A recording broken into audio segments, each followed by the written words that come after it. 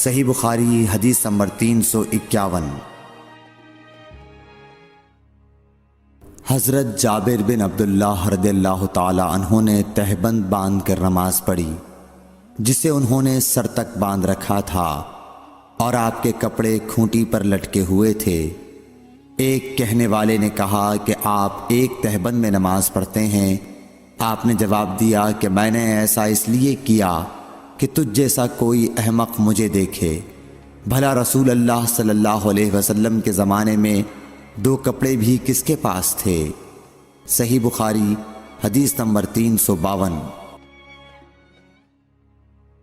محمد بن منقدر نے کہا کہ میں نے جابر رضی اللہ تعالیٰ عنہ کو ایک کپڑے میں نماز پڑھتے دیکھا اور انہوں نے بتلایا کہ میں نے نبی صلی اللہ علیہ وسلم کو بھی ایک ہی کپڑے میں نماز پڑھتے دیکھا تھا۔ صحیح بخاری حدیث نمبر 353۔ عمر بن ابی سلمہ سے روایت ہے کہ نبی کریم صلی اللہ علیہ وسلم نے ایک کپڑے میں نماز پڑھی اور آپ نے کپڑے کے دونوں کناروں کو مخالف طرف کے کندھے پر ڈال لیا۔ صحیح بخاری حدیث نمبر 354۔ عمر بن ابی سلمہ سے روایت ہے کہ نبی کریم صلی اللہ علیہ وسلم کو ام سلمہ کے گھر میں ایک کپڑے میں نماز پڑھتے دیکھا۔ کپڑے کے دونوں کناروں کو آپ نے دونوں کندھوں پر ڈال رکھا تھا۔ صحیح بخاری حدیث نمبر 355۔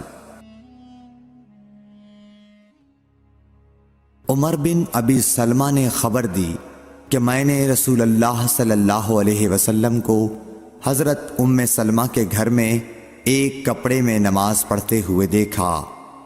آپ اسے لپیٹے ہوئے تھے اور اس کے دونوں کناروں کو دونوں کندھوں پر ڈالے ہوئے تھے۔ صحیح بخاری حدیث نمبر 356۔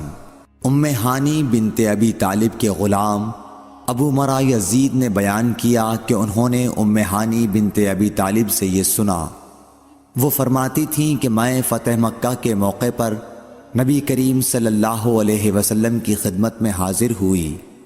میں نے دیکھا کہ آپ غسل کر رہے ہیں اور آپ کی صاحبزادی فاطمہ پردہ کیے ہوئے ہیں۔ انہوں نے کہا کہ میں نے حضور صلی اللہ علیہ وسلم کو سلام کیا۔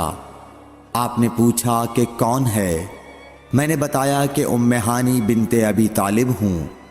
آپ نے فرمایا اچھی آئی ہو ام ہانی۔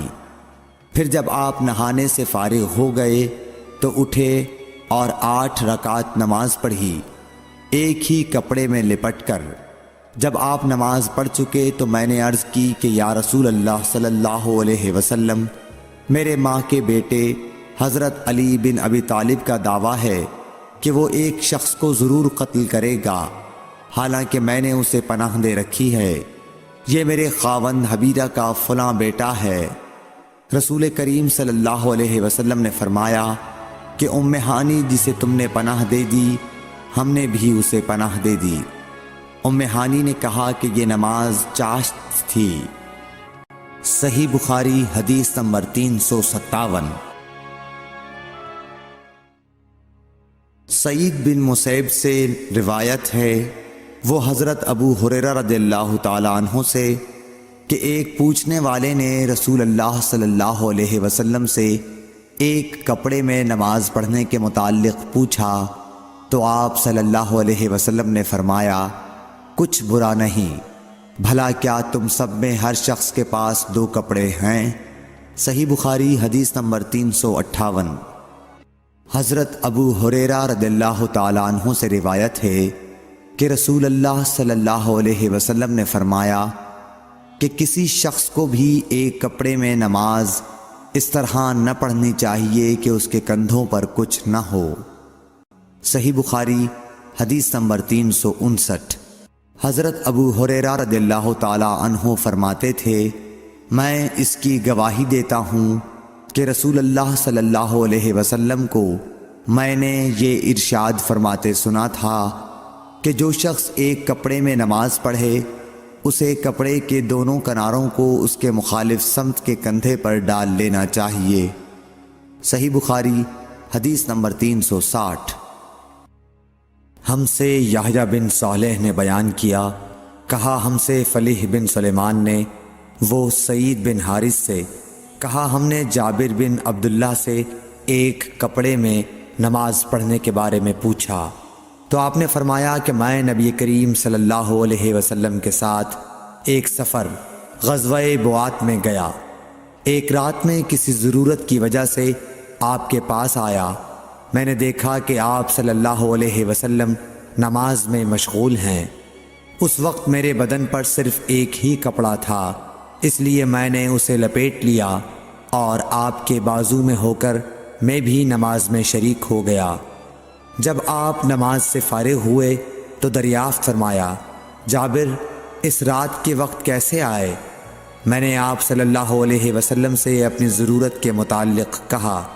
جب میں فارغ ہو گیا تو آپ نے پوچھا کہ یہ تم نے کیا لپیٹ رکھا تھا جسے میں نے دیکھا؟ میں نے عرض کی کہ ایک ہی کپڑا تھا، اس طرح نہ لپیٹتا تو کیا کرتا؟